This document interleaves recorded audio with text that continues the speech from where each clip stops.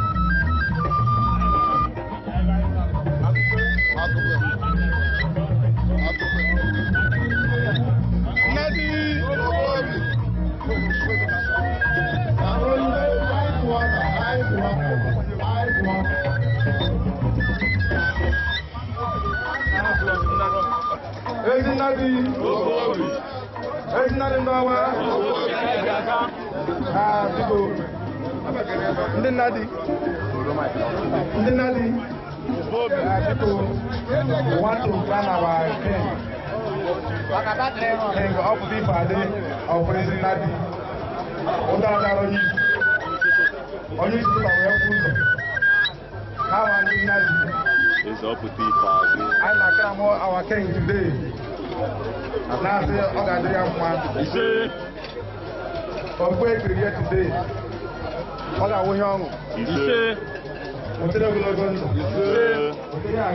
You say, and all I did to console like and when mother can get on, when I don't more, you say, I think, I live long.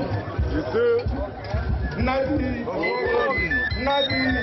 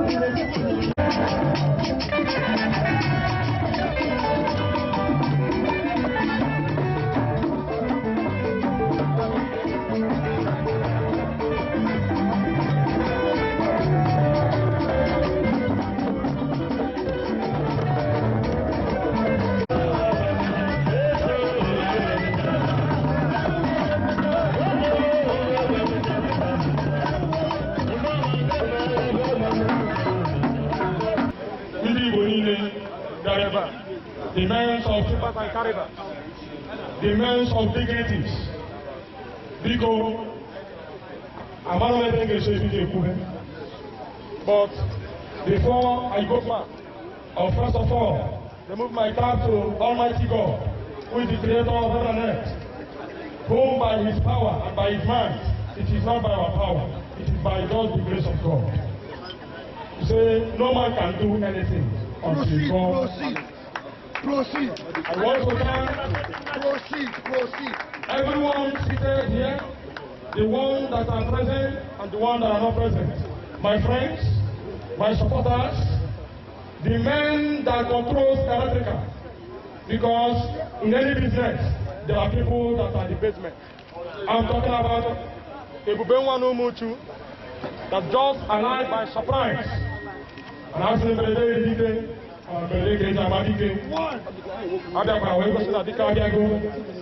I also want to thank the managing director of Editor International. Elogu Elochukwumbarowa, who has been the foot through which we have been standing for 6 months now. Ayibe, Ukwamakoro, Digo, Oyechetere, Mandine Chetere, Digo, Mmadụ Ebubenwa Aramasi, Aki Jisonaita, Chineke na-eke baya okwu, Chineke na-ekasi ikuku gbawara mmiri, because ịga with surprise, and ịga ihe ndị nna dị egwu. Biko, onye nwanyị nọ ya n'ụlọ, ụkwụ ọhụrụ dị bịa, nke unu ga-eji ga-adị mma. And all the MCs that have made this event to be very great, I pray that God Almighty will see you through. I'm talking about Okwabana Mure. I'm talking about Arabo Oyishewe, Odiebu, Nwanama, and all our friends. If I have to have money, I will fight for everyone. Thank you, and God bless you.